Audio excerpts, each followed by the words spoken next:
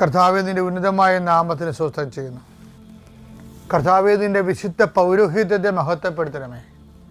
ഈശോ ഇന്ന് യാത്ര ചെയ്യുന്നവരെ ആശ്രയിച്ച് പ്രാർത്ഥിക്കുന്നു. ഇന്ന് പ്രഭാതത്തിൽ അങ്ങനെ മക്കൾക്ക് വേണ്ടി പ്രാർത്ഥിക്കുന്നു. കിടപ്പ് രോഗികളുണ്ട്, അതുപോലെ തന്നെ വീട്ടിൽ നിന്ന് പുറത്തു പോകാൻ പറ്റാത്ത രീതിയിൽ കടങ്ങൾ കയറി വന്നിട്ടുള്ളവരുണ്ട്.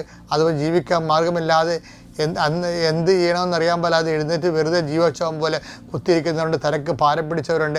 വല്ലപാടും ചത്താൽ മതി എന്നോർത്തുകൊണ്ട് ഹൃദയത്തിനും തലക്കും കനം തൂങ്ങിയവരുണ്ട്. അവരെല്ലാം ഞാൻ അഡ്രസ്സ് ചെയ്യുന്നു.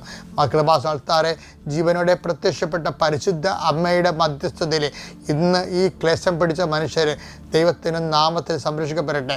നിന്നെ ബാധിച്ചിരിക്കുന്ന സങ്കടങ്ങൾ, സാമ്പത്തിക സങ്കടങ്ങൾ, അതുപോലെ തന്നെ നിന്നെ ബാധിച്ചിരിക്കുന്ന കുടുംബപരമായ ഭവിഷ്യത്തുകൾ, ഭാഗവടപടി നടക്കാത്തവർ, നടത്തിക്കാത്തവർ, അതുപോലെ വീട് വെക്കാൻ അനുവദിക്കാത്തവർ, അതുപോലെ വഴിയില്ലാത്തവർ, വഴി കൊടുക്കാത്തവരെ, വഴി കൊടുക്കാൻ ന്യായമായിട്ട് വഴി കൊടുക്കാൻ പറ്റാത്തവർക്കും, അതുപോലെ വഴി കൊടുക്കാനേ പറ്റാത്തവർക്കും എല്ലാം കുടുങ്ങിപ്പോയവരുണ്ട്. കർത്താവേ, അവരെല്ലാം സന്ധിക്കണമേ. പുതിയൊരു മാർഗ്ഗം കാണിച്ചു കൊടുക്കണമെന്ന് പ്രാർത്ഥിക്കുന്നു.